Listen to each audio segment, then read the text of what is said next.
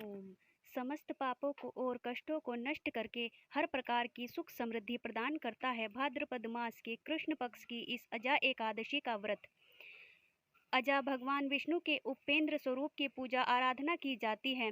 व्रत और पूजा का विधान तो सभी एकादशियों का एक ही है और एक ही एकादशी भी इसका अपवाद नहीं। धर्मराज युधिष्ठिर ने विनय पूर्वक भगवान श्री कृष्ण से कहा, हे देवकी नंदन, आप मुझे भाद्रपद मास के कृष्ण पक्ष की एकादशी के बारे में बतलाइए। इसका क्या नाम है, विधान तथा महात्म्य क्या है, यह जानने की मेरी बड़ी प्रबल इच्छा है। भगवान श्री कृष्ण ने कहा, हे कुंती पुत्र, जन्म जन्मांतर के सभी प्रकार के समस्त पापों को नाश करने वाली इस एकादशी का नाम अजा एकादशी है। इसके व्रत को करने से मनुष्य सब पापों से मुक्त हो जाता है।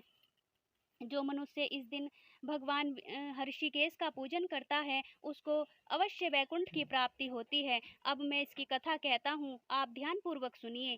सतयुग में सूर्यवंश में सत्यवादी हरिश्चंद्र नामक एक महान प्रतापी चक्रवर्ती सम्राट थे। एक बार उन्होंने अपना संपूर्ण राज्य राज ऋषि विश्वामित्र को दान कर दिया और दक्षिणा चुकाने के लिए अपनी पत्नी, पुत्र तथा स्वयं को दास के रूप में बेच दिया। राजा शमशान में चांडाल का दास बनकर सत्य को धारण करता हुआ मर्तकों का वस्त्र ग्रहण करता रहा, मगर किसी प्रकार भी सत्य से विचलित नहीं हुआ। कई बार राजा चिंता के समुद्र में डूबकर अपने मन में विचारने लगता कि मैं कहाँ जाऊं, क्या करूं जिससे मेरा उद्धार हो। इस प्रकार राजा को कई वर्ष बीत गए। एक दिन इसी चिंता में बैठा हुआ था कि गौतम ऋषि आ गए। राजा ने उनको प्रणाम किया और अपनी दुख भरी गाथा सुनाई।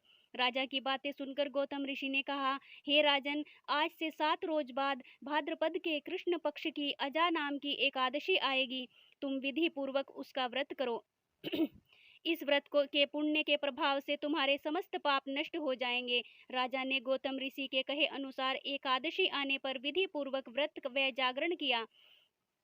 उस व्रत के प्रभाव से राजा के समस्त पाप नष्ट हो गए। आकाश में बाजे बजने लगे और पुष्पों की वर्षा होने लगी। ब्रह्मा, विष्णु, शिव तथा इंद्र आदि देवता भी उसके सामने आकर उपस्थित हो गए। उसने अपने मृतक पुत्र को जीवित और अपनी स्त्री को वस्त्र तथा आभूषणों से युक्त देखा। उस व्रत के प्रभाव से राजा हरिश्चंद्र को पुनः राज्य मिला और अंत में सपरिवार स्वर्ग को गए।